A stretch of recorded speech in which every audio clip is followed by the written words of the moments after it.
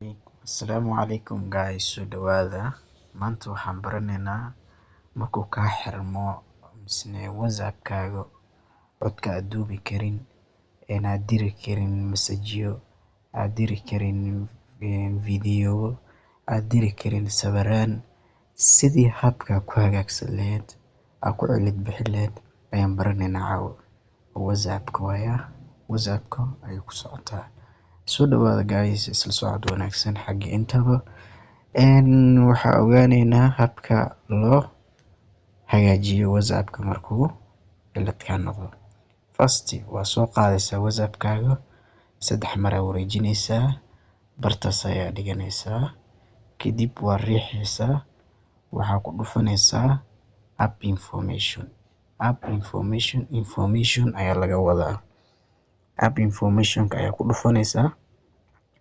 Sidaan isla ogeyn notification iyo waxyaalaha dhan waa isla soo baranay. Waxaan oo dhan ma aadaysid, permissions ayaa ku dhufanaysaa.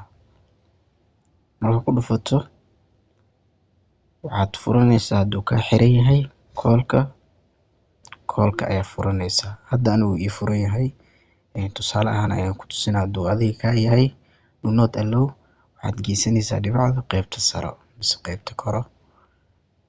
Kadib waa ka soo baxaysaa kaamirada hadday ka haleysan tahay, ay kaa tahay ask every time hadday kaa tahay, ama hadday kaa tahay do not allow, calaamadda kore ayaad geysanaysaa mar walba. Allow only while using the app. Waa ka soo baxaysaa contactigaas aad geysanaysaa. Aniga hadda allow ayuu ii yahay. Hadduu do not allow ku yahay, allow ayaad ku dhufanaysaa ogolaansho. Marka haddana dib ayaa ugu soo baxaysaa microphone-ka hadduu kaa xiran yahay. Haddeerta microphone-kayga aniga wuu furan yahay.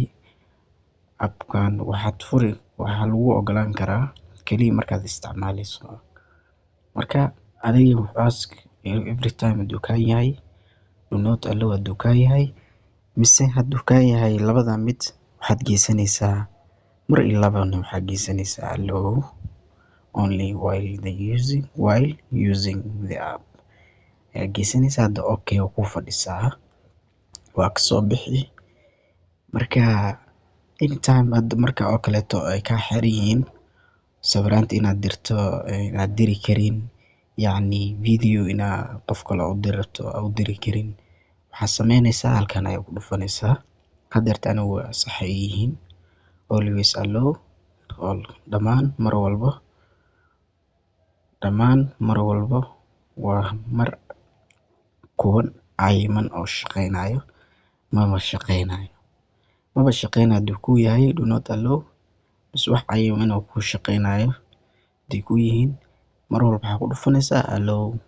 Always allow all, dhammaan waa kuwa mar walba shaqaynayo. Marka halkaas aad ku dhufato waad ka soo baxaysaa. Marka waa inta muhiimka ah microphone-nadan iyo notification-ka. Marka adiga waxaad saas u sii weyn maaha, laakiin inta ugu badan microphone-kan iyo video aad dirayso iyo video call markaa qof ku wacayso, intaas lee muhiimka ah. Marka casharkeena maanta halkaas ayuu ku egyahay. Asalaamu calaykum waraxmatullaahi wabarakaatuh. Wuxuuna ku saabsanahay WhatsApp-ka, qaabka u cilad bixin lahayd, qaabka video u diri lahayd, qaabka message-yada u diri lahayd. Fahmino? Marka mar walba qaabkaas ayaa loo isticmaalaa.